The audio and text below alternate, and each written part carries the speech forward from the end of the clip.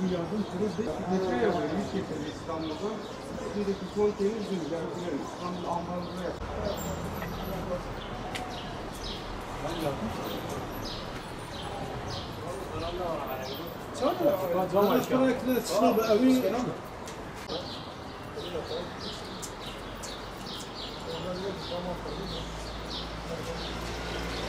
Arabayı da.